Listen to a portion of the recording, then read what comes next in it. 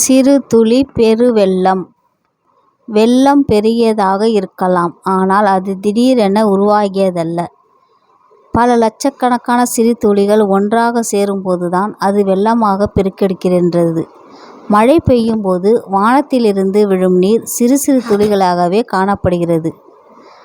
அந்த துளிகள் விரைவில் நீர் தாரையாகி பூமியில் ஒன்று சேர்ந்து வெள்ளமாக பெருக்கெடுக்கின்றன.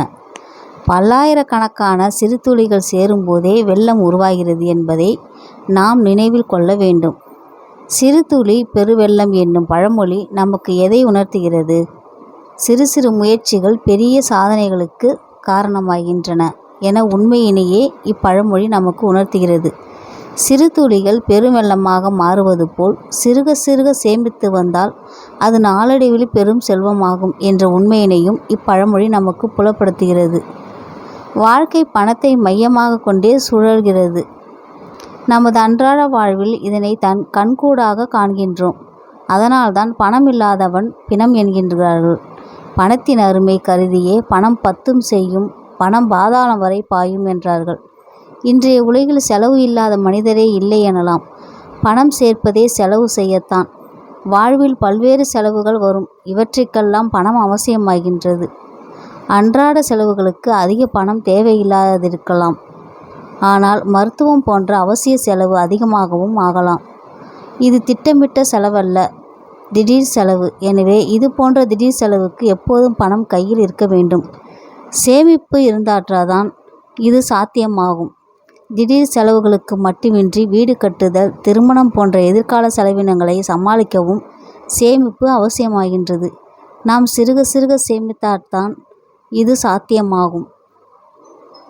மலையில் இருந்து ஊற்றெடுத்து வரும் ஆற்று நீரை அணை கட்டி தேக்காமல் விட்டால், அவற்றின் போக்கில் விட்டுவிட்டால் நீர் மண்ணுக்கும் மரத்துக்கும் பயன்படாமல் வீணாகும்.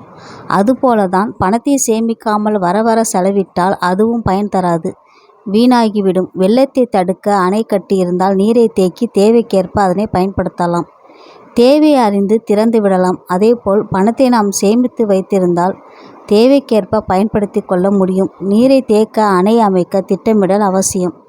அதேபோல் பணம் சேர்க்க திட்டமிட்டல் அவசியமாகின்றது. திட்டமிட்டு சேர்ந்தால் வாழ்வு வளமுறும். சேமிப்பின் பயன்கள் எண்ணற்றவை. சேமிப்பு இருக்குமானால் திடீர் செலவுகளை எதிர்கொண்டு தீர்க்க முடியும். பணம் இருந்தால் பயம் இல்லை. வாழ்க்கையை மகிழ்ச்சிகரமாக நடத்துவதற்கு பணமே அடிப்படையாக அமைந்துள்ளது. சிறுக சிறுக பணத்தை சேர்த்து கொள்வதன் மூலமே வாழ்க்கையில் எதிர்கொள்ளும் செலவினங்களை சமாளிக்க முடியும். சேமிப்பதற்கு இன்று பல வழிகள் உள்ளன. வங்கிகளில் சேமிப்பு கணக்குகளை ஆரம்பிப்பதற்கு வழி உண்டு. பாடசாலைகளில் கூட வங்கி நிறுவனங்கள் மாணவர்கள் சேமிப்பு கணக்குகளை ஆரம்பிப்பதற்கு ஊக்கமளிக்கின்றன. வங்கியில் நிலையான வைப்பு நிதியாக பெரும் பணம் போட்டு சேமிப்பை செம்மைப்படுத்தலாம். நாம் நாளாந்த செலவுகளை குறைக்க வேண்டும். இதன் மூலம் பணத்தை சேமிக்க பழக வேண்டும். சிந்தித்து செலவு செய்வோமாயின் செலவினை சுருக்கி கொள்ள முடியும். சிறுக சிறுக சேர்க்கும் தேனீக்களைப் போல நாமும் சிறுக சிறுக பணத்தை சேமிக்க பழக வேண்டும். இதனால் நமது வாழ்வு வளம் பெறும். சிறிய எறும்புகளை பாருங்கள். அவை மழைக்கால தேவைக்கான உணவு வகைகளை வெயில் காலத்திலேயே சேகரித்து விடுகின்றன. அவையும் நமக்கு பாடம் கற்பிக்கின்றன. எதிர்கால சிந்தனையோடு எல்லோரும் சேமிக்க முற்பட்டால் நாமும் நலம் பெறுவது திண்ணம்.